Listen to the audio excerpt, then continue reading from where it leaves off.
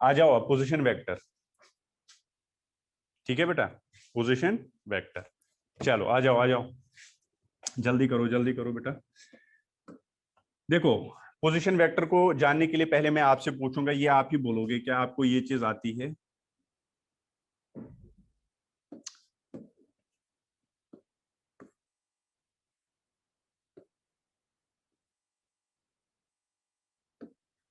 मान लो बेटा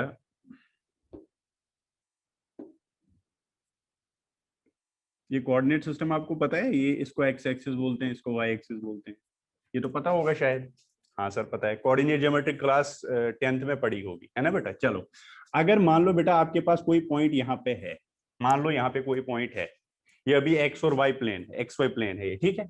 मैंने मान लो यहाँ पे कोई पॉइंट ले लिया 2 3। कोई बोलेगा मुझे बेटा इस 2 3 का मतलब क्या होता है? अगर मैं यहाँ 2 3 लिखा तो इस 2 3 का मतलब क्या है, कोई बोलेगा? जल्दी बोलो बेटा, क्या मतलब है 2 का? 2 का मतलब क्या है? Very good. तो इसका मतलब ये है 2 x कोऑर्डिनेट 3 y कोऑर्डिनेट है, मतलब x एक्सिस में मैं 2 आगे बढ़ा, मतलब ये वाली डिस्टेंस अगर मैं देखूंगा, कौन सी डिस्टेंस बेटा? ये वाली, ये वाली, पहले ये वाली और ये वाली। अगर मैं ये वाली डिस्टेंस देखूंगा तो ये कितनी होगी बेटा? 2 होगी। हाँ सर सही है। और ये कितनी होगी? 3, क्योंकि ये वाला कोऑर्डिनेट x का होता है और ये किसका होता है? y। अगर स्पेस में कोई पॉइंट होगा तो आप लिखोगे एक्स वाई जेड।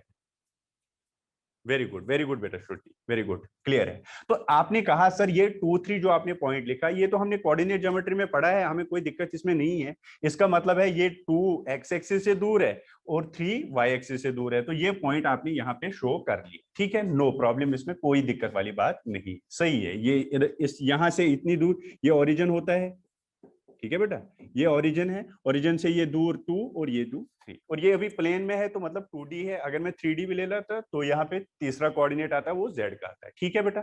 हाँ सर सही है। अच्छा बेटा, अगर मैं इसमें कोई पॉइंट शो करूंगा तो उसको क्या कोऑर्डिनेट्स आ सकते हैं?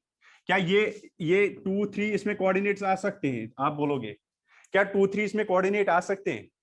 नो, वेरी गुड बेटा, एक्स में माइनस आएगा डेफिनेटली, ठीक है, वेरी गुड वेरी गुड। तो -2 3 आ सकता है क्या बेटा? -2 3 आ सकता है, यस। तो मतलब -2 3 में भी कोई दिक्कत वाली बात नहीं है, ये इसको बी मान लो, इसको बी मान लो, और ये पॉइंट आपका सेकंड क्वाड्रेंट में हुआ, ठीक है। ये फर्स्ट क्वाड्रेंट होता है बेटा, ये सेकंड होता है। अच्छा थर्ड में आ जाओ, इसमें बेटा 2 3 में लिख सकता हूं क्या? मैं 2 3 इसमें लिख सकता हूं? नो, इसमें बेटा -2 और -3, क्योंकि इसमें x भी माइनस y भी माइनस, इसमें x माइनस y प्लस, ठीक है।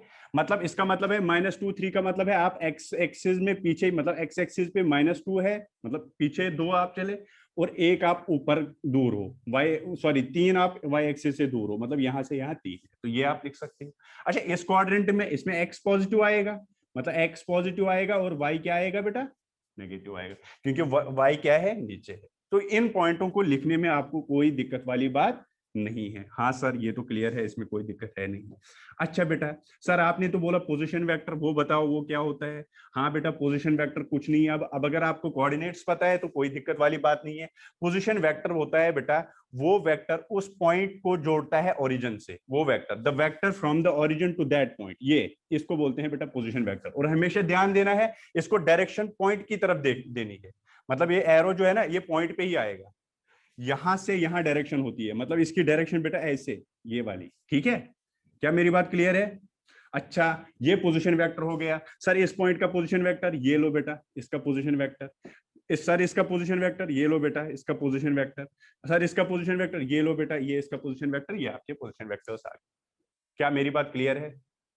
क्या बेटा सबको क्लियर हुआ कि पोजीशन वेक्टर होता है क्या है? हाँ सर ये तो ठीक है, हाँ आ गया समझ। आपने कहा this is position vector, this is position vector, this is position vector, this is position vector. Position vector होता है फ्रॉम द ओरिजिन। अच्छा एक बात होती है बेटा, ये ओरिजिन हम सिलेक्ट कर सकते हैं, कभी कभी आप दूसरा ओरिजिन भी ले सकते हो, वहां से आप बोलोगे ये पोजीशन वेक्टर है।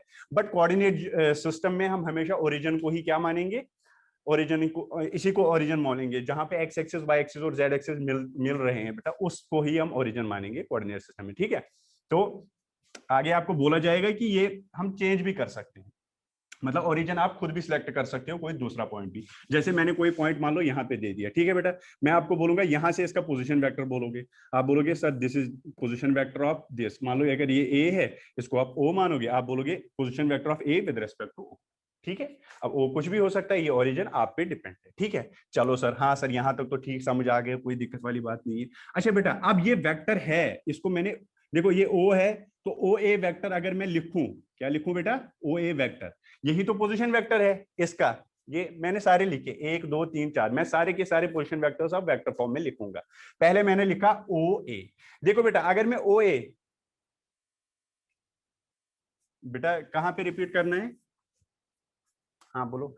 अच्छा ये बात आपको पता है, ये एक्स कोऑर्डिनेट होता है, ये वाई कोऑर्डिनेट होता है, ये एक्स होता है, ये वाई, ये एक्स, ये वाई, ये एक्स, ये वाई, दूसरा। हाँ ये तो कोई दिक्कत नहीं। पोजीशन वेक्टर होता है बेटा उस पॉइंट को जो वेक्टर ओरिजिन से उस पॉइंट को जोड़ेगा, सिंपल सी बात है, ओरिजिन से उस पॉइंट को जोड़ने वाला वेक्टर पोजीशन वेक्टर कहलाता है। हाँ sir, this is position vector, this is position vector, this is position vector, this is position vector of D, this is position vector of C, this is position vector of B, this is position vector of A. अब कैसे निकालना है ये मैं बता दूंगा बेटा, ठीक है। देखो करना क्या है, अब अगर ये वेक्टर आप देखोगे ध्यान से, तो ये वेक्टर है क्या एक्चुअल में, तीन, दो आप आई में चले, 3 आप वाई में चले, तो आप लिख सकते हो क्या 2i cap plus 3j cap. क्या मेरी बात क्लियर है, क्या मेरी बात क्लियर है बेटा, ये वेक्टर तो यही है, इसको अगर आप रिजॉल्व करोगे तो यही तो मिलेगा आपको, एक तो इधर एक तो इधर।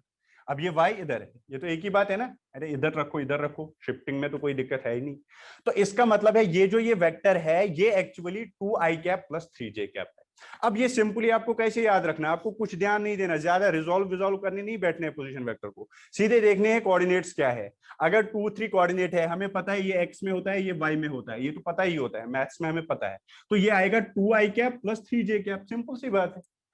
बस देखो 2 को i लगाया, 3 को j लगाया, बस आगे पोजीशन वेक्टर। अच्छा सर, अगर ओबी वेक्टर आपको, ओबी पोजीशन वेक्टर आपको बनाना है, क्या लिखोगे जरा बताओ, तुम ही बताओगे क्या लिखोगे। -2 3 है कोऑर्डिनेट्स, क्या लिखोगे बेटा, -2i cap plus 3j cap. क्या मेरी बात क्लियर है, -2i cap plus 3j cap. अच्छा ओसी बताओ, ओसी बताओ जल्दी, ओसी ओसी बताओ बेटा, -2i कैप -3j कैप। ठीक है, क्या मेरी बात क्लियर है बेटा, ये बात क्लियर है सबको, हाँ सर। अच्छा ओडी बताओ, ओडी वेक्टर बताओ, ये सारे पोजीशन वेक्टर्स है बेटा, ये position vector of A with respect to, position vector of B, position vector of C, position vector of D. अच्छा डी का क्या आएगा, 2i कैप -3j कैप। क्या लिख सकते हो या नहीं लिख सकते, अरे इसमें भी किसी को दिक्कत होगी क्या, सीधे जो आपको पॉइंट दिया होगा उस पॉइंट का आपको पोजीशन वेक्टर लिखना है, आई जे के लिखो, पहले के साथ आई, दूसरे के साथ जे, तीसरे के साथ के। क्या सबको क्लियर है, हाँ सर ये तो पूरा समझ आ गया, इसमें कोई दिक्कत वाली बात नहीं है। वेरी गुड बेटा, वेरी गुड। चलो अच्छा, अब मैं जनरली मैं 3D में भी पॉइंट ले सकता हूं, मैं 3D में पॉइंट ले लूंगा, चलो ये तो 2D में था, मैं 3D में पॉइंट ले लूंगा। मान लो बेटा, मान लो मैंने ऐसे पॉइंट लिया इसमें, चलो ये तो एक सेकंड,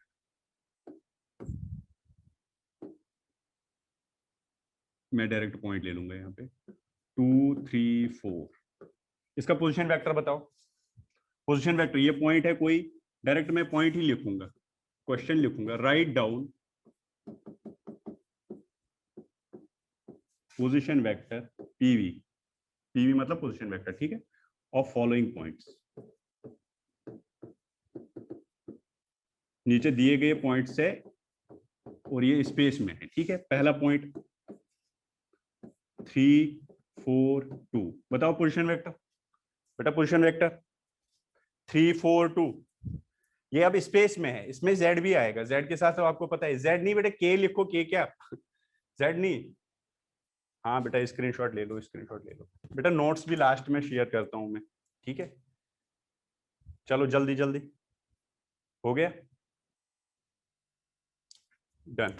चलो ये लिखो, write down position vector of following points, A का लिखो, इसका क्या आएगा बताओ बताओ, ए मान लो इसका नाम, तो इसका पोजीशन इसको ए मान लो नाम, ए के पॉइंट से ये, ठीक है। तो क्या आएगा, ओ ए कितना आएगा, ओ ए आएगा 3i cap plus 4j cap plus 2k cap, ठीक है। अब इसमें 3 है, ये स्पेस में पॉइंट है, ये यहाँ पे पॉइंट है, अभी पहले क्या था, बोर्ड के प्लेन पे ही था, ठीक है, वेरी गुड। अच्छा बताओ बेटा 204, 204 ये बी है, बी के पॉइंट कोऑर्डिनेट्स 204 है, इसके बताओ जल्दी जल्दी जल्दी जल्दी। हाँ बेटा ओबी ओबी, वेरी गुड। ओबी आपने बोल दिया क्या, 2 i cap plus 0 j cap plus 4 k cap. फिर आप 0 नहीं भी लिख सकते हो तो आप लिखोगे 2 i cap plus 4 k cap. क्या मेरी बात क्लियर है? This is the, yes, this is the position vector of B. चलो सी का बताओ पोजिशन वेक्टर। सी का पोजिशन वेक्टर बताओ। मान लो यहाँ पे पॉइंट है, इसको मैंने नाम दिया पी, और इसके कोऑर्डिनेट्स है 0 0 2। बोलो जल्दी जल्दी, ओरली बताओ बेटा। 2 k cap, very good, 2 k cap. तो ओपी अगर आप देखोगे तो आप लिखोगे 0 i cap plus 0 j cap plus 2 k cap, मतलब 2 k कैप है। तो जब भी आपको कोई पॉइंट मिलेगा किसी भी क्वेश्चन में, आपको उसको वेक्टर फॉर्म में लिखना होगा, तो आपको कुछ नहीं करना है, पहले को आई लिखो, दूसरे को जे लिखो, तीसरे को क्या लिखो, के लिखो, तो आपका पोजीशन वेक्टर आ जाएगा। क्या मेरी बात क्लियर है? और मैंने आपको बोला पोजीशन वेक्टर, ध्यान देना है, पोजीशन वेक्टर की जो डायरेक्शन होती है हमेशा टुवर्ड्स द पॉइंट होती है। किधर होती है? जिस पॉइंट पे निकालना है उधर, मतलब ओरिजिन से डायरेक्ट वेक्टर बनाओ। ठीक, ओके बेटा, मतलब ये चीज आपको समझ आ गई। ठीक है बेटा। अच्छा चलो बेटा, अब एक और क्वेश्चन मैं आपसे पूछूंगा।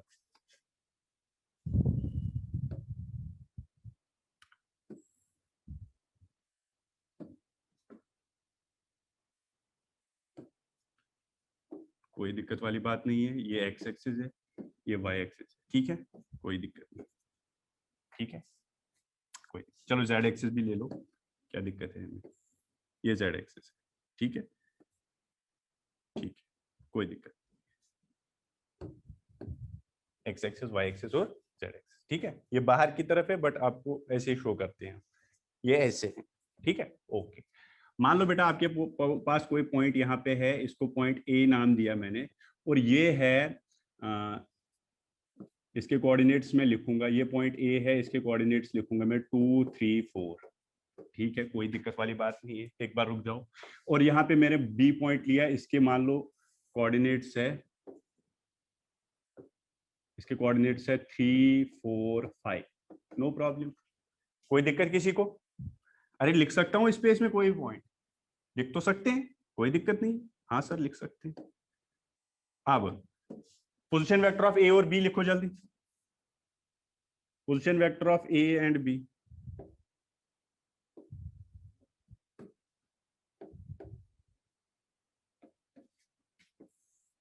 Position vector of A and B, ये बेटा यहाँ पे बी है, जल्दी बोलो। Position vector of A and B, 2 i cap, very good, 2 i cap plus 3 j cap plus 4 k cap, very cap, और 3 + 4 + 5 k कैप। सब सही है बेटा, सबको समझ आया, कोई दिक्कत नहीं, ठीक है। और बेटा तो मतलब आपने ये लिखा क्या, पोजीशन वेक्टर ऑफ ए, तो मतलब इसको ओरिजिन है ये, आपने ओ ए लिखा, ओ ए। देखो ओ ए, ये आपको एक बार मैंने बोला था डायरेक्शन होती है फ्रॉम ओ टू ए, जब हम ऐसे लिखते हैं, मैंने बोला था आपको बेटा जब मैंने वो रेगुलर हेक्सागन वाला क्वेश्चन कराया था, ऐसे भी हम रिप्रेजेंट करते हैं वेक्टर, इसका मतलब है ओ टू ए डायरेक्शन। ए ओ नहीं लिख सकती हो आप, इसको ओ ए ही लिखना है, ओ टू ए, ठीक है। चलो हाँ, ओ ए कितना, 2 i cap plus 3 j cap plus 4 k cap, no problem sir, इसमें कोई दिक्कत वाली बात नहीं है। अच्छा, O B vector, O B vector position vector of B 3 i cap plus 4 j cap plus 5 k cap, ठीक है बेटा। हाँ सर कोई दिक्कत नहीं है बेटा, ये काइनेमेटिक्स में हमें यूज आएगा बहुत, ध्यान से देख लेना, डिस्प्लेसमेंट डिस्प्लेसमेंट पढ़ना है वहां पे। ओ ए ओ बी, ठीक है, हाँ सर ठीक है। अच्छा, अब अगर मैं आपसे पूछूं find find A B vector, A B vector निकालो, क्या आप कर सकते हो इसको? कोई निकाल सकता है कि ए बी वेक्टर को? ए बी वेक्टर को मैं जोड़ूंगा बेटा, ए बी वेक्टर को मैं जोड़ूंगा, ये आपका ए बी वेक्टर। क्या आप ए बी वेक्टर को निकाल सकते हो? ये ए बी वेक्टर,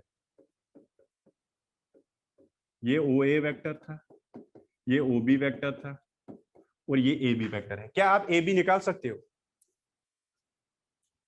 कोई बेटा, कोई मुझे निकाल very good, triangle law, very good बेटा, सही है। अब ए बी निकाल, जल्दी निकाल, ट्रायंगल लॉ लगाओ बेटा, ट्रायंगल लॉ लगाओ और ए बी निकालो, जल्दी जल्दी जल्दी।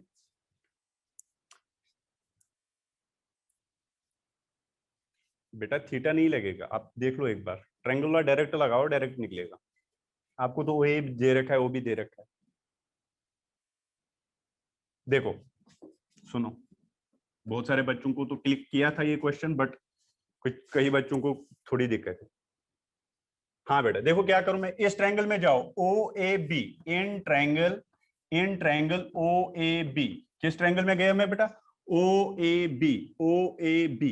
ठीक है, बाय ट्रायंगल लॉ लिखो। मैं क्या लिख सकता हूं? O A plus A B is equal to O B. Direction देख लो, डायरेक्शन का ध्यान देना है। दो साइड सेम साइक्लिक ऑर्डर, तीसरा साइड होता है अपोजिट टू द ऑर्डर। देखो ये और ये जो है सेम साइक्लिक ऑर्डर, और ये जो है इनके अपोजिट ऑर्डर। तो मैं क्या लिखूंगा बेटा? O A vector plus A B vector किसके बराबर बेटा जी? ओ बी वेक्टर के। क्या ये बात सबको क्लियर है? ये जो मैंने यहां पे लिखा बेटा, ये किसी को दिक्कत है? नो, किसी को दिक्कत नहीं है। क्या लिखा मैंने? O A vector plus A B vector is equal to O B vector. क्यों लिखा? ट्रायंगल लॉ यही कहता है। क्या कहता है? O A plus A B is equal to A B vector. मैंने आपको पूछा था फाइंड ए बी, तो कोई दिक्कत नहीं, आप निकाल सकते हो, इसमें कोई प्रॉब्लम नहीं है। अब ए बी निकालना है, तो क्या ए बी वेक्टर को बेटा मैं लिख सकता हूं ओ B vector minus O A vector? क्या लिख सकता हूं इसको? हाँ सर लिख सकती। अब कर लो, ओबी भी आपके पास है, ओ ए भी आपके पास है। देखो ओबी भी पता है, ओ ए भी पता है, तो निकाल सकते हो, माइनस कर सकते हो ना। कंपोनेंट फॉर्म में माइनस कौन सी बड़ी बात है? हाँ सर। तो ए बी वेक्टर जो आएगा आपके पास, वो आएगा O B vector. O B किसके बराबर? 3i cap plus 4j cap plus 5k cap. ठीक है, ये मैंने लिखा ओ बी। इसको माइनस करना है ओ ए। 2i cap plus 3j cap plus 4k cap, 2i cap plus 3j cap plus 4k cap. तो ये लिखूंगा मैं यहाँ पे 2i cap plus 3j cap plus 4k cap. ठीक है सर, कोई दिक्कत वाली बात नहीं है। ठीक है सर। अच्छा, ये ए बी वेक्टर जो है ये किसके बराबर आया? 3 minus 2 that is i cap, 4 minus 3 है ये, हाँ, plus j cap plus k cap. क्या सबको क्लियर है? क्या सबको क्लियर है? आई कैप प्लस जे कैप प्लस के कैप ही आया सबका, या नहीं आया? Yes, very good. तो किया क्या आपने? आपने ट्रायंगल बनाया, मैंने पूछा ए बी निकालो, तो आपने ट्रायंगल लॉ अप्लाई किया और आपके पास आया आई कैप प्लस जे कैप प्लस के कैप। और बेटा आपको मैं ये इंफॉर्मेशन दे दूं, जो आपने ये ए बी निकाला ना अभी, इसी को हम बोलते हैं डिस्प्लेसमेंट वेक्टर। डिस्प्लेसमेंट वेक्टर, ठीक है। ये हमें आगे काइनेमेटिक्स में आराम से पढ़ना है डिटेल में। अभी बस इतना याद रखो आप, इसको हम बोलते हैं बेटा कौन सा वेक्टर? Displacement vector. और डिस्प्लेसमेंट वेक्टर मुझे एक्चुअली आया चेंज इन पोजीशन वेक्टर के बराबर। Final position vector minus initial position vector. देखो डिस्प्लेसमेंट वेक्टर की डेफिनेशन भी अगर आप देख लोगे तो आप यही लिखोगे, ये डिस्प्लेसमेंट वेक्टर है, it is final position vector minus initial position vector, मतलब चेंज इन पोजीशन वेक्टर। ठीक है, देखो डिस्प्लेसमेंट वेक्टर है ये बेटा ए बी, और ये किसके बराबर आया? ओ बी माइनस ओ ए। ठीक है, अब हाँ सर ये तो कर लिया हमने, कोई दिक्कत नहीं है, हमने ट्रायंगल लॉ लगाया और कर लिया इसको। बट बेटा जब आपको क्वेश्चन आएगा इतना नहीं करना आपको, फिर आप ट्रायंगल लॉ लगाओगे बाकी चीज नहीं। जैसे मान लो आपको क्वेश्चन आया तो शॉर्टकट में सीधे लिख लेना। कैसे लिखना? ये हो गया, मैं बताऊंगा कैसे लिखना है डायरेक्ट शॉर्टकट। ठीक है, जैसे मैंने बोला पोजीशन वेक्टर डायरेक्ट शॉर्ट में लिखो, वैसे ही आपको डिस्प्लेसमेंट वेक्टर भी शॉर्ट में ही लिखना है। ठीक है, कैसे लिखना है वो मैं बता दूंगा। चलो ये लिखो जल्दी, हो गया? चलो ठीक है बेटा, देखो कैसे लिखना है। जैसे मान लो मैंने आपको एक क्वेश्चन दिया, मैंने एक पॉइंट दिया ए, मैंने बोला it is 2i cap plus A मैंने दिया 3i cap plus 4j cap plus 6k cap. ठीक है, ये एक कंपोनेंट में, सॉरी कंपोनेंट में दे दूंगा मैं 3 4 8। ठीक है, बी दे दूंगा मैं कुछ भी दे दो 5 6 10। ठीक है, ये मैंने दो दे दिए। मैं पूछूंगा ये आपका एक वेक्टर है, ये सॉरी एक पॉइंट है, ये बी पॉइंट है, इन दो पॉइंटों के बीच में डिस्प्लेसमेंट निकाल। क्या आप निकाल सकते हो? बहुत सारे बच्चों ने कर लिया। कुछ नहीं करना, क्या करोगे? देखो बेटा आपको पता है डिस्प्लेसमेंट, अगर मुझे ए बी निकालना है तो वो होता है change in position vector, final position vector minus initial position vector. मतलब अभी आपने देखा वो आया था आपके पास बेटा ओ बी माइनस ओ ए, ओ बी माइनस ओ ए, देखा था ना आपने कैसे आया था? हाँ बेटा वो भी आपको आना चाहिए, पहले कंसेप्ट आना चाहिए, फिर क्वेश्चन को शॉर्ट तरीके से कर लो आप। बट कॉन्सेप्ट तो पहले आना चाहिए। ओबी माइनस ओए, ठीक है, ओबी माइनस ओए कैसे आए ये तो हमें पता चला, मतलब final position vector minus initial position vector.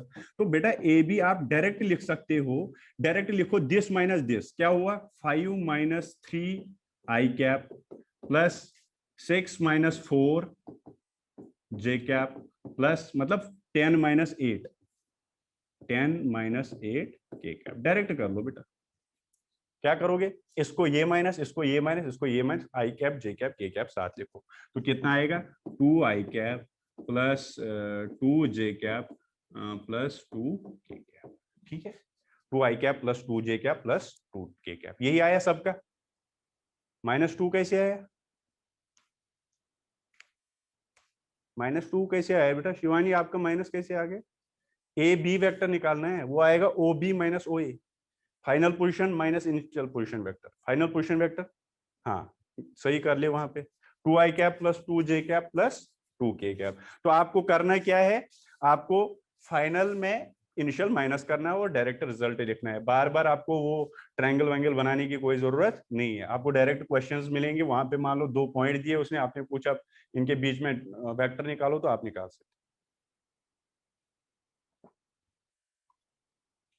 हाँ बेटा, आप ट्रायंगल लॉ भी लगाओगे तो वो यही आएगा, बट याद ही रखो आप, ठीक है। पहले ओबी क्यों लिया शिवानी, बेटा मैंने तो अभी इसको प्रूव कराया था, देखो ओबी आया बेटा, ओबी माइनस ओ ए, देखो देखो यहाँ पे भी तो ए बी ही निकाल रहे थे हम।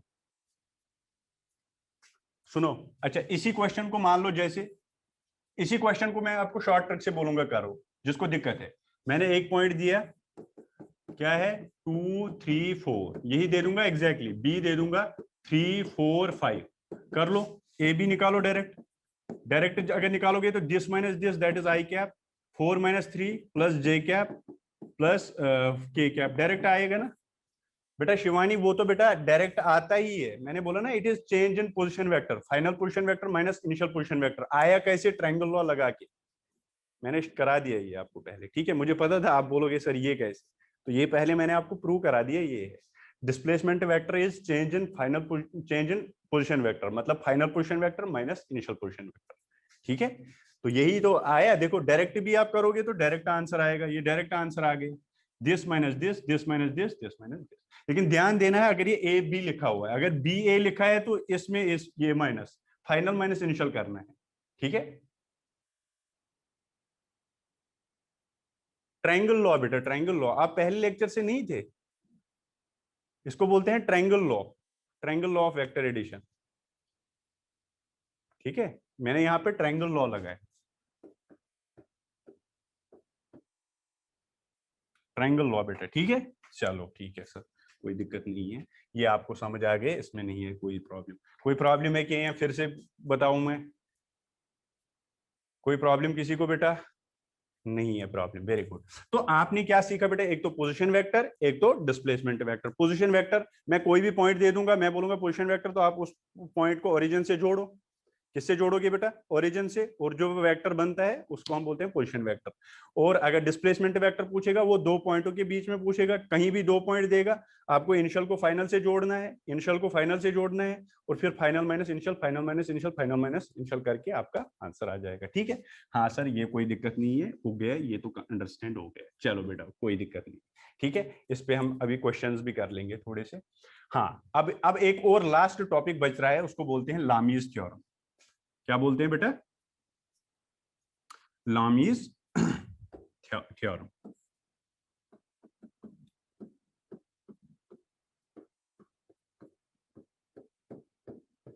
लामीज थ्योरम, ठीक है, Lami's theorem.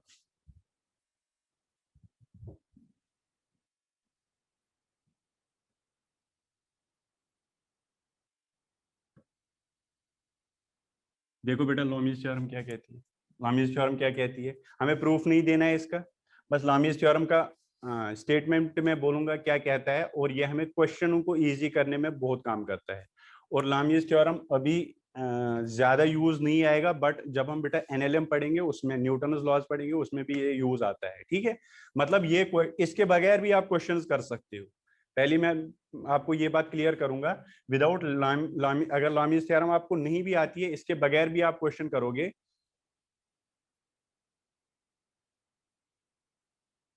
I am new admission. बेटा आप नायडू बैच में हो? नायडू बैच में हो बेटा? तो क्या कह रहे हो आप? लेक्चर्स? लेक्चर्स मिलेंगे बेटा, मेरे को कांटेक्ट कर लेना, मेरा नंबर है ग्रुप में, ठीक है? तो मैं आपको सारे लेक्चर्स प्रोवाइड करा दूंगा, जितने भी लेक्चर्स है, ठीक है? चलो आ जाओ, अभी ये बातें बाद में कर लेना बेटा, ठीक है? तो लामीज थ्योरम क्या कहती है, ये हमें स्टेटमेंट इसका जानना है, ताकि हमें क्वेश्चनों को डायरेक्ट अप्लाई करने में हेल्प करेगा और हम क्वेश्चन को इजीली करेंगे। लामीज थ्योरम हमें क्वेश्चनों को इजी कर देता है, ठीक है? पहली बार ये कहाँ अप्लाई होती है? जब बॉडी इक्विलिब्रियम में होती है। अब सर ये इक्विलिब्रियम तो हमें पता ही नहीं है क्या है। नहीं पता, कोई दिक्कत नहीं है बेटा। इक्विलिब्रियम का मतलब होता है जब बेटा नेट फोर्स किसी बॉडी पे जीरो हो। अब ये क्या मतलब हुआ, देखो बेटा, इक्विलिब्रियम समझ लेना, ये हमें आगे भी समझना है आराम से, ठीक है बेटा? अभी बस थोड़ा आप समझ लो इसको। अब मान लो कोई बॉडी है यहाँ पे, कोई ब्लॉक है यहाँ पे, ठीक है? कोई ब्लॉक है, इसको यहां से कोई फोर्स लगा रहा है 10 न्यूटन, और यहां से भी कोई लगा रहा है 10 न्यूटन, कोई दिक्कत नहीं। और यहां से इसको कोई लगा रहा है 50 न्यूटन, और यहां से भी इस पे कोई न्यूटन, कोई फोर्स लगा रहा है 50 न्यूटन। क्या ये बॉडी डिस्प्लेसमेंट करेगी, मतलब ये उधर इधर चली जाएगी या रुकी रुकी रहेगी? सब कह रहे हैं सर ये रेस्ट में ही रहेगी, ठीक है? क्यों रहेगी रेस्ट में? बिकॉज बेटा ये इक्विलिब्रियम में है, इस पे नेट फोर्स जीरो है। नेट फोर्स का जीरो मतलब 50 इस डायरेक्शन में, 50 इस डायरेक्शन में, तो कैंसिल आउट। 50, 10 इसमें और 10 इसमें, तो मतलब वेक्टर, अगर आप वेक्टरली इन सब फोर्सेस को जोड़ोगे वो आपको जीरो आएगा। तो इसका मतलब होता है इक्विलिब्रियम का मतलब होता है बेटा net sum of all forces is equal to zero. मान लो मेरे पास तीन फोर्सेस है, तीन वेक्टर्स है, A vector plus B vector plus C vector, उन तीनों का वेक्टर सम जीरो के बराबर है। पहली बात, इसका मतलब होता है इक्विलिब्रियम, ठीक है? और इक्विलिब्रियम हमें फर्दर पढ़ना है बेटा, इस पे एक दो लेक्चर लगते हैं, न्यूटन फर्स्ट लॉ जब हम पढ़ेंगे, ठीक है? तो अभी आपको इतना याद रखना है कि इक्विलिब्रियम का मतलब होता है किसी बॉडी पे नेट फोर्स जीरो लगना, या आप वेक्टरली इसको ऐसे बोलोगे, vector sum of all the forces is equal to zero. मतलब अगर मेरे पास तीन वेक्टर है, A vector plus B vector plus C vector, ये तीनों का जब मैं ऐड करूंगा वो कितना आएगा? नल वेक्टर के बराबर। ठीक है सर, हाँ सर आ गया ये समझ, कोई दिक्कत नहीं। और बेटा लामीज थ्योरम तभी एप्लीकेबल है जब बॉडी किस में हो? इक्विलिब्रियम में हो। मतलब A vector plus B vector plus C vector का ऐड जब आप करोगे वो कितना आएगा? जीरो। अच्छा, क्या कहती है लामीज थ्योरम, जरा देख लो अब क्या कहती है। मान लो आपके पास एक वेक्टर ये है बेटा, एक वेक्टर ये है, और एक वेक्टर ये है। तीन वेक्टर है आपके पास, कोई दिक्कत वाली बात नहीं है। इसको वेक्टर ए मान लो, इसको वेक्टर बी मान लो, और इसको वेक्टर सी मान लो। For example magnitude of this vector is A, magnitude of this vector is B, and magnitude of this vector is C. ठीक है, डायरेक्ट हम स्टेटमेंट लिखेंगे बेटा लामीज थ्योरम। और लामीज थ्योरम कब एप्लीकेबल है? जब बेटा ये कंडीशन आपको पहले दे रखी होगी, A plus B plus C is equal to zero. मतलब ए बी सी तीनों को अगर आप वेक्टर सम करोगे वो जीरो होगा, ठीक है? अगर बेटा मान लो this angle is alpha and this angle is beta and this angle is gamma. मान लो इसको मैंने अल्फा बोला, इसको बीटा, इसको gamma. What is alpha? Alpha is angle between, angle between किस किस के बीच में बेटा? A and B. किसके इसके बीच में? Sorry, A and C, A and C, A और सी के बीच में अल्फा एंगल है। What is beta? Beta is the angle, angle between किस किस के बीच में बीटा है बेटा? ए और सी, ए और सॉरी हाँ ए और सी, ये किसके बीच में? बी और सी, बी और सी, बी एंड सी। और ये किस किस के बीच में? ए एंड सी, ठीक है? ये बी और सी, और बीटा किस में? ए और सी, ठीक है?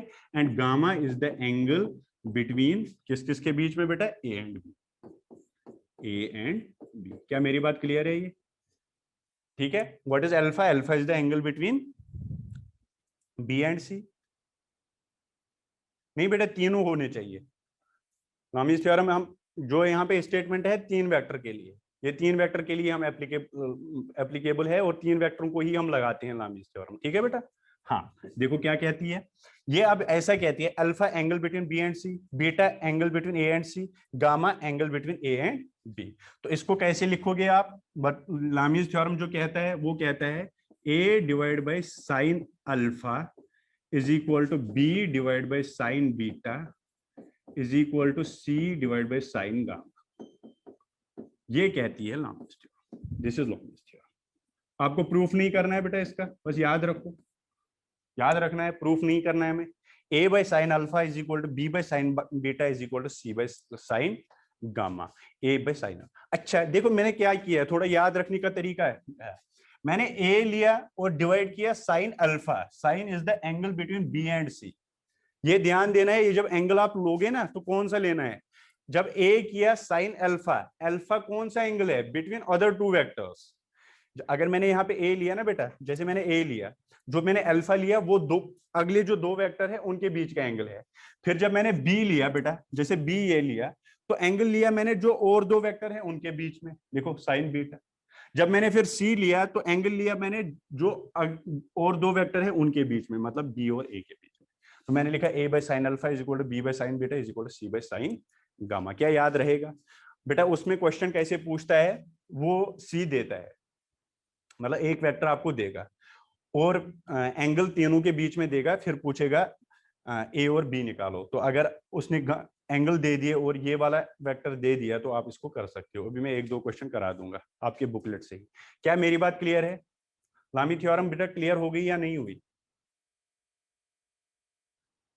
लिखो जल्दी, लिखो फिर, लिखो बेटा लिखो। और कब एप्लीकेबल है? जब बॉडी इक्विलिब्रियम में हो। इक्विलिब्रियम का मतलब जब ए प्लस बी प्लस सी, ऐसा नहीं है हर जगह लगाओगे, पहले देख लो ये अगर है, दिस इज कंडीशन। अगर ये है उसके बाद आप ये लगा सकते हो। और जब क्वेश्चन आता है उसमें वो पहले ही बोलेगा बॉडी इज इन इक्विलिब्रियम। ठीक है, ठीक है। हाँ बेटा, कहाँ पे बेटा समझ नहीं आया जरा बताओ, मतलब कि इसमें कहाँ पे दिक्कत हुई आपको? बोलो बोलो, वहां पे मैं रिपीट कर दूंगा।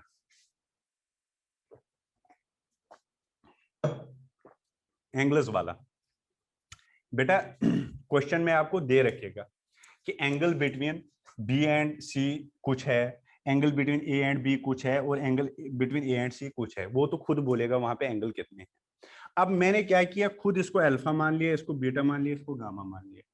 ठीक है, ठीक है। फिर मैंने बोला बेटा याद जब आप करोगे इस थ्योरम को तो आपको ध्यान देना होगा, जब मैं यहाँ पे ए लिख रहा हूं, ए इज द मैग्नीट्यूड ऑफ ए, जब मैंने ये वेक्टर लिया ना, डिवाइड जो साइन थीटा करना है ना, और उस टाइम कौन सा एंगल लेना है उसमें, अगले जो दो वेक्टर है उनके बीच में एंगल। देखो मैंने ए लिया divide by sine alpha, alpha is the angle between B and सी।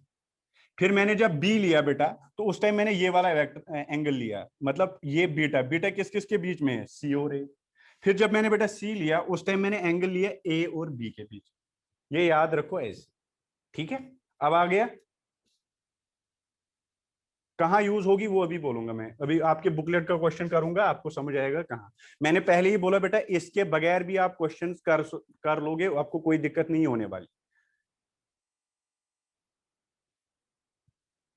बेटा वो आपको क्वेश्चन देगा, जैसे मैं अभी क्वेश्चन करा दूंगा, ये लिखो पहले बेटा, ये लिखो, क्लियर हो जाएगा एक क्वेश्चन से। लिखो ये आपके बुकलेट, मेडिकल बुकलेट से मैं एक क्वेश्चन करा दूंगा। ठीक है, चलो लामीज थ्योरम आपको समझ आएगी। जैसे क्वेश्चन नंबर 88 है, पता नहीं किस एक्सरसाइज का है, देखो क्वेश्चन देखो क्या है।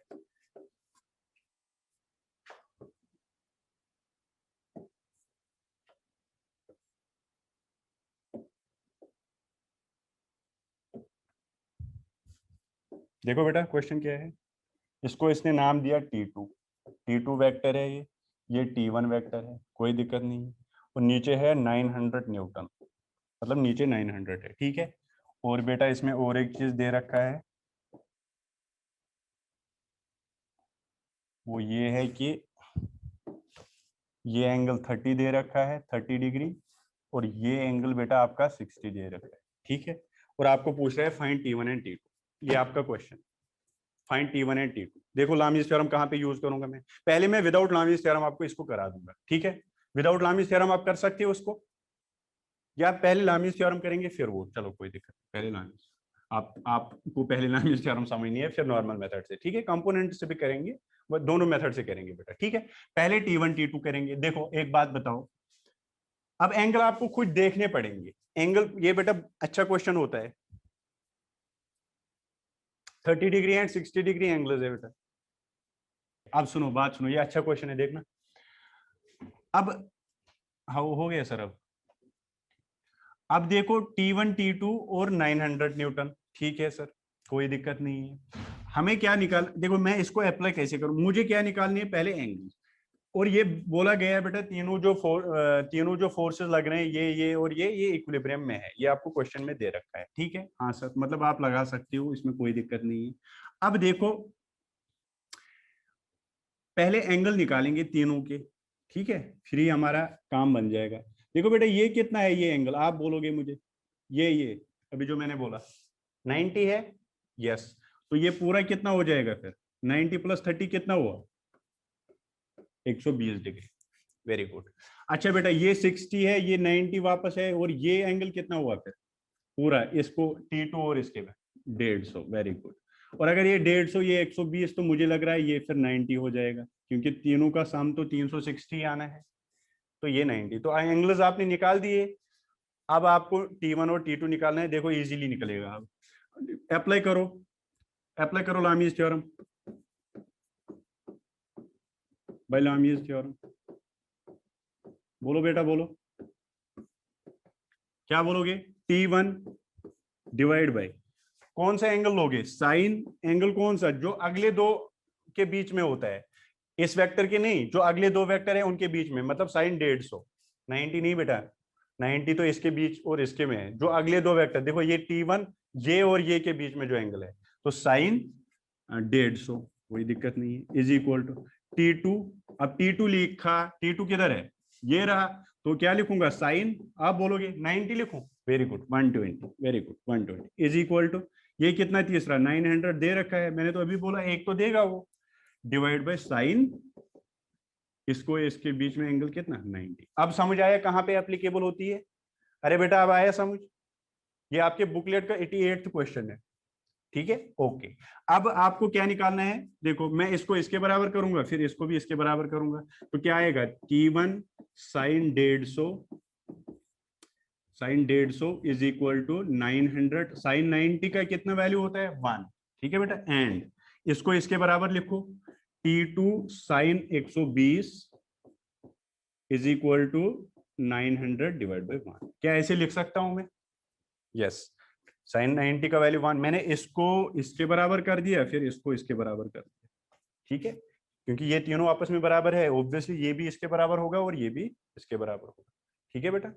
तो अब यहाँ पे साइन 150 का वैल्यू आपने बेसिक मैथ्स में किया होगा, कैसे निकालेंगे, साइन 150 का वैल्यू साइन 30 के बराबर होगा 1/2, वेरी गुड, मतलब वो साइन 30 के बराबर होगा, तो मैं इसकी जगह साइन 30 लिख सकता हूँ, हाँ सर सही है, sine 30 is equal to 900, and T2 sine 120 की जगह साइन 60 लिख सकता हूँ, 180 - 60, हाँ तो साइन 60 लिख सकता हूँ, इज इक्वल टू 900, ठीक है, ठीक है। अब आ जाओ T1 की T2 कितना है, ये मैं स्टेप इंक्रीज करता हूँ क्योंकि आप कंफ्यूज होते हो, मैं तो चाहता तो यहीं पे डायरेक्ट आंसर लिखता, आप भी लिखोगे, बट कई बच्चों को दिक्कत हो जाती है कैलकुलेशन में, फिर मैं स्टेप ज्यादा करता हूँ।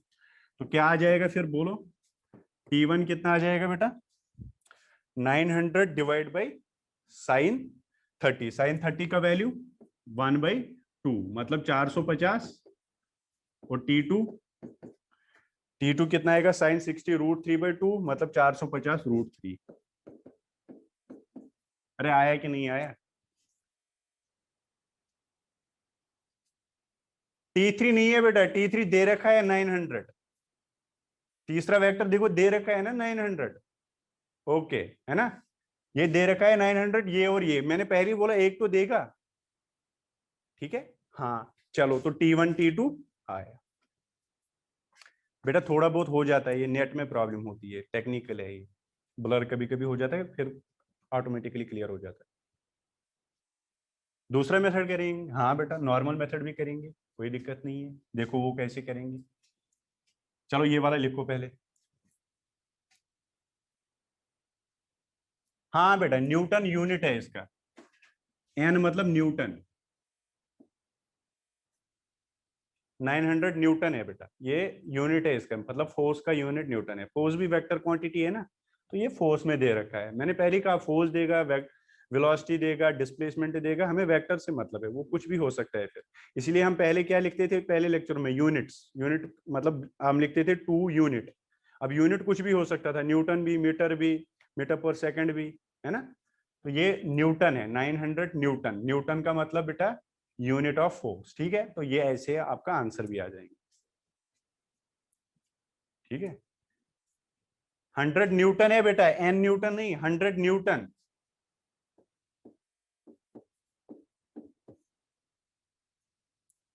ठीक, ओके, 90 न्यूटन।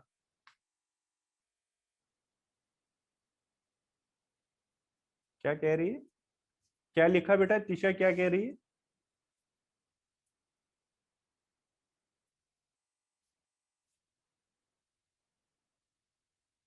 बेटा 90 न्यूटन नहीं, 900 न्यूटन लिखा मैंने। आप कह रहे हो सर 150 को साइन 30 कैसे लिखा?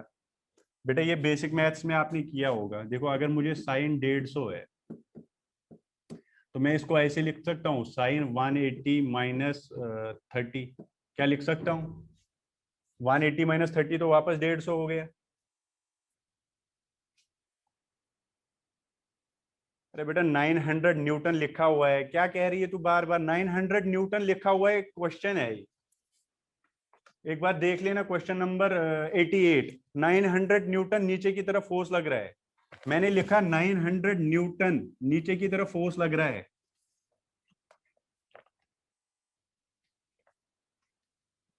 ठीक है, बस 900। चलो अगर आपको इससे दिक्कत है ना, तो इसको हटा दो, न्यूटन को, है ही नहीं यहाँ पे न्यूटन, हटा दो बस। ठीक है, अब सही हो गया। ओके,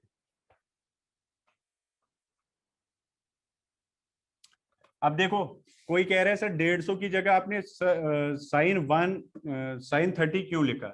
बेटा साइन 150 को मैं लिख सकता हूँ साइन 180 माइनस थीटा, ये तो वापस 150 हुआ।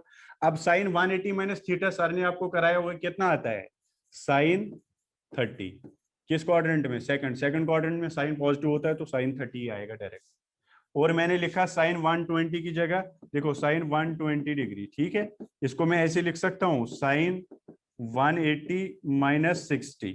अब ये वापस आए साइन 180 माइनस थीटा, तो ये होता है sine theta, that is sine 60 is your answer. ऐसे मैंने लिखा, ये बेसिक मैथ्स में कराया होगा सर ने, ठीक है।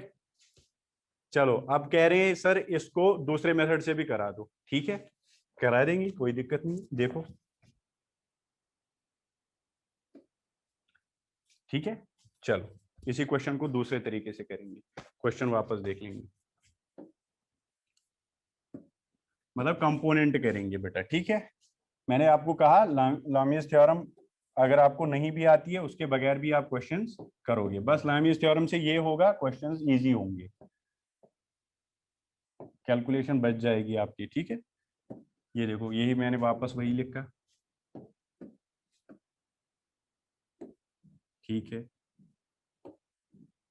तो ये एंगल आपका 30 डिग्री, ये एंगल आपका 60 डिग्री, ये T1, ये T2 और ये 900, ठीक है। 900 मैंने रहने दिया, ठीक है, ऐसा है, ठीक है, कोई दिक्कत नहीं। अब आपको क्या निकालना है बेटा? आपको T1 और T2 निकालना है। देखो सर, क्या आप इसको इस वेक्टर के कंपोनेंट कर सकते हो? इस वेक्टर को पहले मैं ये इसको थोड़ा ऊपर बराबर बनाऊंगा ऐसे, इस वेक्टर के कंपोनेंट कर सकते हो आप? अब देखो इस क्वेश्चन को देखो एक बार, देखो बेटा एक बात बताओ, क्या आप इस वेक्टर के कंपोनेंट करोगे? देखो बेटा, आप जब भी आपको कोई भी वेक्टर अगर वो हॉरिजॉन्टल और वर्टिकल डायरेक्शन में ना हो, तो उस वेक्टर को कंपोनेंट कर लिया करो, ठीक है। क्योंकि आपको पता है हॉरिजॉन्टल में आप आई मानते हो, वर्टिकल में आप जे मानते हो, तो आपको इजी हो जाता है फिर क्वेश्चन करना। तो आप क्या चाहोगे इस वेक्टर के कंपोनेंट करने हैं आपको। किस वेक्टर के? इसके। तो इसका अगर आप देखोगे तो इधर कौन सा कंपोनेंट आएगा? आप बोलोगे T2 का। T2 का ये वाला कंपोनेंट कितना आएगा? जल्दी बोलो। T2 का कंपोनेंट बेटा इस side T2 T2 cos theta, very good. मतलब T2 cos 60, यहाँ पे एंगल 60 है बेटा, ठीक है। तो ये आपका ये वाला कंपोनेंट आ गया इसका। अब इसका ये वाला कितना आएगा जो ऊपर की तरफ होगा बेटा, वो कितना आएगा? T2 sin 60। क्या ये बात सबको क्लियर है? क्या ये बात सबको क्लियर है? Yes sir. अब बेटा ये वाला इसका रोल खत्म हो गया, इसके कंपोनेंट कर लो, इसका रोल खत्म हो जाता है। ये हमें आगे एनएलएम में बहुत करना है, ठीक है। अभी बस आपको आना चाहिए थोड़ा थोड़ा, क्योंकि उस टाइम फिर आपको जल्दी समझ आ जाएगा। अब T1 के कंपोनेंट निकालो। एक तो ये आएगा T1 cos 30, ठीक है सर, कोई दिक्कत नहीं। और ये आएगा ऊपर की तरफ, इसका ये वाला कंपोनेंट cos, ये वाला sin। तो ये वाला कितना आएगा? T1 sin 30। क्या मेरी बात सबको क्लियर है? ठीक है। तो इसका रोल भी खत्म हो गया, दोनों का रोल खत्म हो गया, ये वाला ये वाला। और ये तो है ही वर्टिकली, इसको आपको कुछ नहीं करना है। अब आपको पता है ये बेटा, ये जो पॉइंट यहाँ पे है ये इक्विलिब्रियम में है। इक्विलिब्रियम का मतलब जितना इधर का फोर्स लगा उतना इधर का होगा, जितना अपवर्ड लगा उतना डाउनवर्ड लगा। तो आप लगा सकते हो ये वाला। तो आप क्या लिखोगे बेटा? T2 cos 60 किसके बराबर होगा? पहले मैं हॉरिजॉन्टल में लिखूंगा बेटा, in horizontal direction, in horizontal direction, ठीक है बेटा। हॉरिजॉन्टल डायरेक्शन में क्या लिख सकता हूं? T2 cos 60 किसके बराबर? T1 cos 30, ठीक है। अरे ये क्यों लिखा मैंने? क्योंकि बेटा जितना राइट में फोर्स है ना इस पे, उतना लेफ्ट में है। जितना अपवर्ड में है ना उतना डाउनवर्ड में है। क्यों इतना है? क्योंकि ये इक्विलिब्रियम में है। इक्विलिब्रियम का मतलब इसमें नेट फोर्स जीरो है, जितना राइट में उतना लेफ्ट में, जितना अपवर्ड उतना डाउन, ठीक है। तभी मैंने इन हॉरिजॉन्टल डायरेक्शन लिखा। T cos 60 किसके बराबर? T1 cos 30, ठीक है। हाँ सर ठीक है। अब इसको थोड़ा बहुत सॉल्व कर लो, क्या आ जाएगा बताओ? T2 cos 60 का value, cos 60 1/2 is equal to T1 cos 30 √3/2। 2 cancel, तो T2 आ गया बेटा T1 √3, ठीक है। इसको फर्स्ट मानो। क्या कोई प्रॉब्लम है इसमें बेटा? कोई प्रॉब्लम इसमें? नो। अब बेटा इस वाले को देख लो, अपवर्ड। अब in vertical direction, in vertical direction, vertical direction में बेटा अपवर्ड में दो फोर्सेस है। कौन कौन सा? एक है T2 sin 60, T2 sin 60 plus T1 sin 30, T1 sin 30, ठीक है। किसके बराबर? Is equal to 900।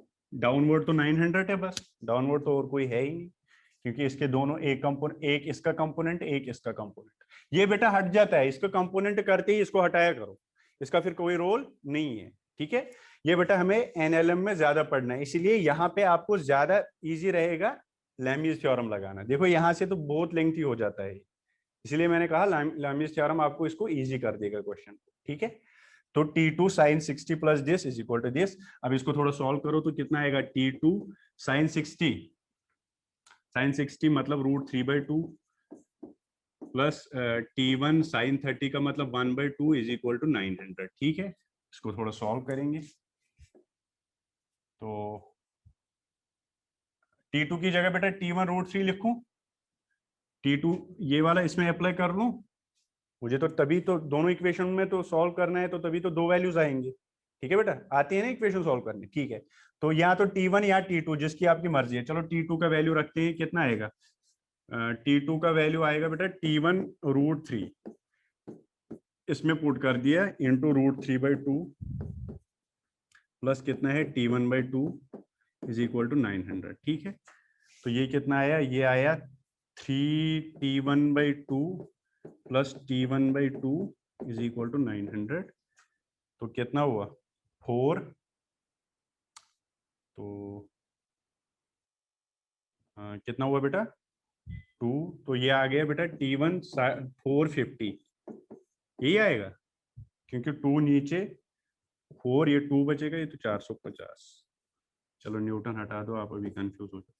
इतना ही आया था उसमें भी क्या, देख लो पीछे 450 आया था T1, और यहां पे देख लो 450। अब इजी कौन है, इजी कौन लगा आपको, ऑब्वियसली लामीज थ्योरम ही लगा होगा। ओ यही आया, इजी लगा लामीज थ्योरम। लामीज थ्योरम बेटा इजीली देता है आंसर, उसमें तो इतना करना नहीं है, बट कंपोनेंट भी आप कर सकते हो। और फिर अगर आपको T2 निकालना होगा फ्रॉम इक्वेशन फर्स्ट से T2 निकलेगा, कितना आएगा T1 √3, मतलब 450 √3, ये आपका आ जाएगा बेटा T2। तो यहां से तो मुझे भी लग रहा है कि यार लेंथी है, कंपोनेंट निकालो, फिर उनको दो इक्वेशन बनाओ, फिर वहां सॉल्व करो, इससे अच्छा है। हाँ किसी को यही आसान हुआ, ठीक है बेटा आप ऐसे ही कर लेना, ठीक है, जिसको आसान ये लगा वो इसी मेथड से करे ये चलो ठीक है बेटा, अगर आपको लग रहा है तो कर लो इसी से, आगे आपको समझ आ जाएगा फिर।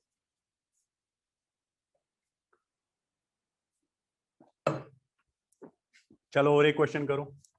अब मैं बेटा, ये हमारा कंप्लीट हो गया है, अब हमारा कोई टॉपिक नहीं बच रहा है किसमें, वेक्टर में। अब हम क्वेश्चंस करेंगे, ठीक है। चलो क्वेश्चन लिखो, क्वेश्चन लिखो और एक।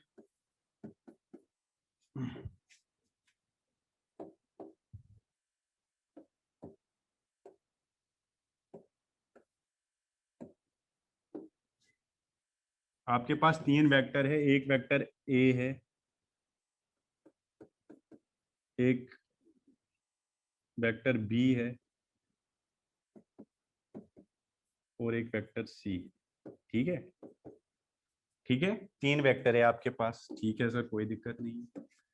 बी वेक्टर का मैग्नीट्यूड 5 है, ए वेक्टर का मैग्नीट्यूड 5 है, इसका भी 5 है, और सी का मैग्नीट्यूड 5 √2 है, और यहाँ पे एंगल 45 डिग्री है। क्या मेरी बात क्लियर है,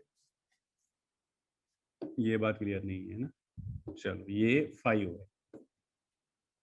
क्या कहा मैंने, आपके पास तीन वेक्टर है, A vector B vector C vector. A vector along Y axis है, ये रहा वाई एक्सिस, और B vector along X axis है।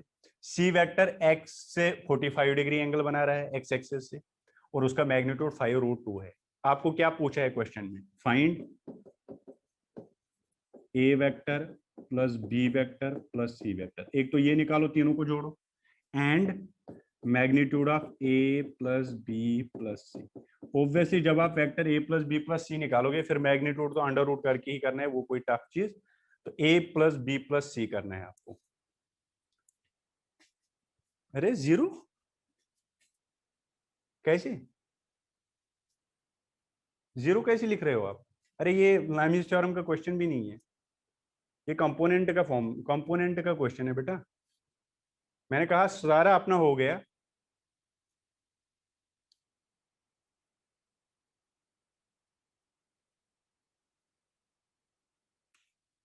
बेटा सी तो इधर ही है, क्या कर रहे हो, सी अगर ऐसा होता है फिर आप बोलते सर ये जीरो हो जाए। 10 आया, 10 कैसे आया, पहले आपको ए प्लस बी प्लस सी निकालना है, तो ऑब्वियसली कोई वेक्टर आएगा, 10 तो आ ही नहीं सकता। चलो देखते हैं, देखो बेटा इस क्वेश्चन को कैसे करेंगे। अगर मैं तीनों वेक्टरों को कंपोनेंट फॉर्म में लिखूंगा, फिर मुझे जोड़ना बहुत इजी होता है। तो कैसे लिखूंगा, वेक्टर ए अगर मैं देखूंगा, कितना है वेक्टर ए, 5j कैप, क्या इसमें किसी को दिक्कत है। अगर मैं 5j कैप को लिखूंगा, मैं सारे वेक्टरों को ए बी सी सबको कंपोनेंट फॉर्म लिखूंगा।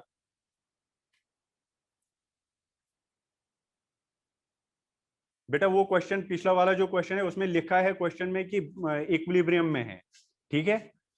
अगर आपको उसमें देखो, आप पढ़ लेना क्वेश्चन नंबर 88, उसमें लिखा हुआ है इट इज इन इक्विलिब्रियम, तभी मैंने उसमें लामीज थ्योरम अप्लाई कर ली, ठीक है। अब यहाँ पे आ जाओ इस क्वेश्चन में, ए आपने लिखा, वेरी गुड राहुल बेटा, you are very good, 10i cap plus 10j cap, right answer, very good. A लिखा आपने 5i कैप, कोई दिक्कत वाली बात नहीं है। अच्छा बी को क्या लिख सकता हूं मैं, 5 j कैप लिखा आपने, इसमें 5i कैप लिखूंगा बी को।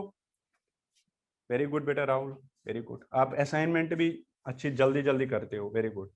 तो ए आपका 5j कैप और बी 5i कैप, क्या इसमें किसी को दिक्कत, अरे बेटा बी वेक्टर जो है इस डायरेक्शन में है और मैग्नीट्यूड 5 है तो 5 आई कैप लिखोगी, और ये वेक्टर ए है इस डायरेक्शन में लग रहा है तो 5 जे कैप ही लिखोगी।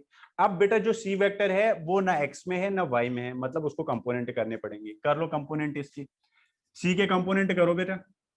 एक कंपोनेंट इसका इधर आएगा, एक इसका इधर आएगा। इधर कितना आएगा बोलो, बोलो बोलो। बेटा आपके पास ये सी वेक्टर है, ऐसे इस सी वेक्टर ने 45 डिग्री बनाया है, आपको दो कंपोनेंट निकालने, एक तो ये वाला एक ये वाला, निकाल सकते हो। ये कितना आएगा ये वाला, अब इसका मैग्नीट्यूड कितना है 5√2, एक आएगा 5, मतलब अगर मैं सी इन एक्स डायरेक्शन देखूंगा बेटा वो आएगा सी कॉस थीटा, क्योंकि कॉस थीटा 45 है। अब मैं यहाँ लिखूंगा सी कितना 5√2 cos 45, ठीक है, तो ये आ जाएगा बेटा 5। तो मतलब इसका x में कंपोनेंट 5 आ गया। अच्छा इसी का कंपोनेंट y में क्या कंपोनेंट आएगा c sin 45। अब sin 45 cos 45 दोनों का वैल्यू 1/√2 होता है, तो c कितना आएगा 5√2 इंटू 1/√2, √2 कैंसिल हो गया तो ये आ गया 5। तो मतलब x कंपोनेंट और y कंपोनेंट दोनों 5 आ गए। तो आप वेक्टर c को फिर ऐसे लिख सकते हो क्या 5 i cap plus 5 j cap. क्या मेरी बात क्लियर है? कराया था बेटा मैंने कंपोनेंट में ये, ठीक है। तो सी वेक्टर जो आएगा वो आएगा 5 i cap plus 5 j cap, no problem. अब जोड़ो तीनों को, जोड़ो a plus B plus C, component में जोड़ना कोई टफ बात है नहीं। 5i that is 10i plus 5j plus 5j that is 10j। ये आपका आ गया a plus B plus C. अब अगर इसका मैग्नीट्यूड निकालना हो, a plus B plus C का मैग्नीट्यूड निकालना हो तो आप लिखोगे √of 10 square plus 10 square that is √200, that is 10√2।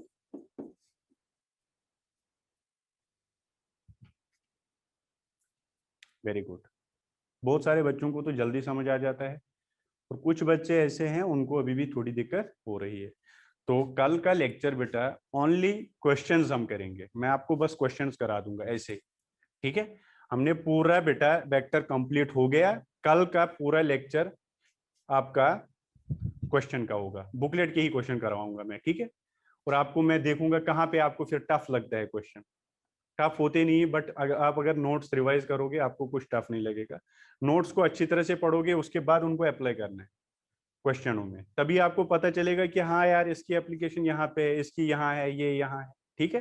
तो कल हम बहुत सारे क्वेश्चंस करेंगे, परसों से हम बेटा काइनेमेटिक्स स्टार्ट करेंगे, और जो सैटरडे आएगा उसमें हम डाउट लेंगे पूरे जो भी आपकी होंगे, ठीक है। क्या बता दूं बेटा, टीशा क्या कह रही है? हाँ बेटा वो कल करा दूंगा मैं वो वाले सारे क्वेश्चंस, ठीक है। हाँ बेटा टेस्ट भी होगा, टेस्ट के लिए भी आपको पूरा वेक्टर आ जाएगा, उसको प्रिपेयर कर लेना, ठीक है। और आपका जो डीपीपी है, डीपीपी बेटा आपकी अनसॉल्व्ड एक्सरसाइज फर्स्ट जो है वो पूरी करनी है, और जो भी कोई पेंडिंग क्वेश्चन था, जैसे एक्सरसाइज फर्स्ट में एक्सरसाइज सेकंड में कुछ क्वेश्चंस पेंडिंग थे, वो आपको सारे करने हैं। वेक्टर है बेटा, मैंने कहा ना वेक्टर आपको पूरा आएगा संडे के टेस्ट में, ठीक है। वेक्टर को ही ढंग से कर लो। आपकी क्या डीपीपी क्या है बेटा?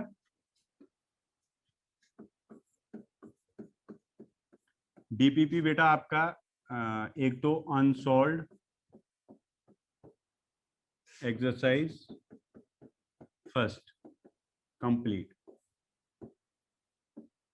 उसमें जितने भी क्वेश्चन आपको मैंने बोला था ये छोड़ने हैं वो सारे करने, ठीक है बेटा। स्क्रीनशॉट ले ले, एक सेकंड देखना, ले जल्दी।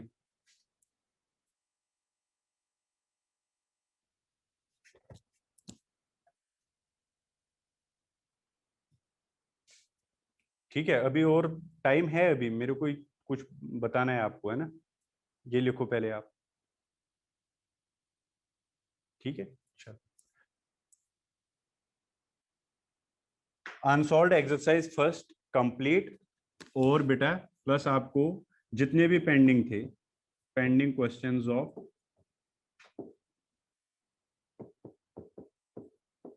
इन टेक्स्ट एक्सरसाइज, इन टेक्स्ट एक्सरसाइज, वो सारे करने।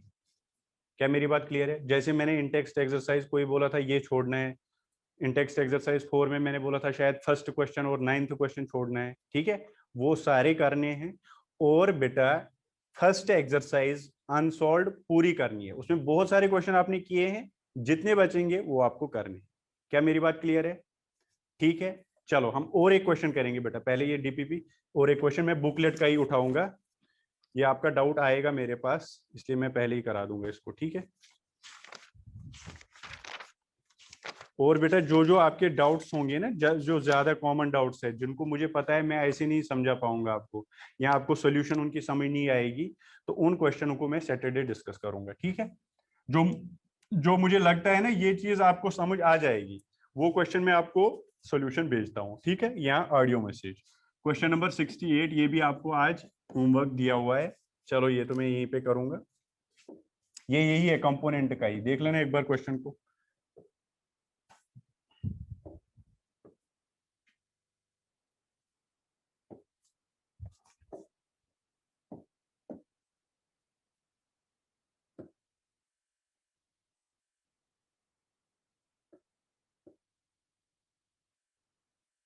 ऐसा क्वेश्चन है, क्वेश्चन नंबर 68, ठीक है। ये पहली एक्सरसाइज का है या सेकंड का? पहली का ही है, ठीक है। चलो कोई दिक्कत नहीं, ये वाई एक्सिस, ये वाई एक्सिस है और ये एक्स एक्सिस, नो प्रॉब्लम। अच्छा ये दे रखा है, इसका मैग्नीट्यूड 5 सेंटीमीटर है, इसका 6 सेंटीमीटर है और इसका 4 सेंटीमीटर है, कोई दिक्कत वाली बात नहीं है, और ये 37 डिग्री एंगल बना रहा है, ठीक है बेटा। देखो कैसे करोगे इस क्वेश्चन को, आप बोलोगे हाँ बेटा कैसे करोगे इसको, कैसे करोगे बेटा जी?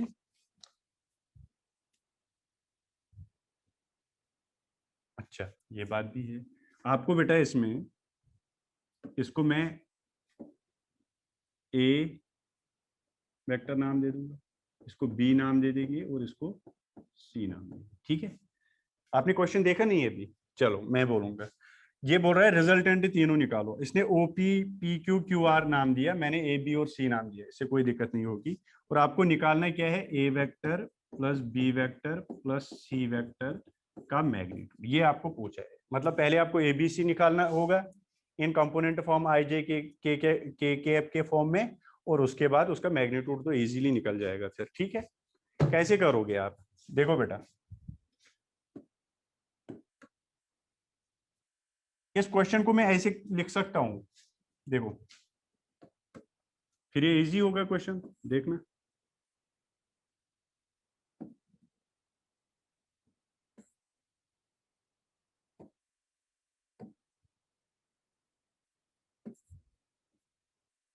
इस वेक्टर को, ये जो ये वेक्टर है ना, इसको इधर ले आऊंगा मैं, ये लाए इसको, बी को, हाँ सर ला सकते हो, कोई दिक्कत नहीं।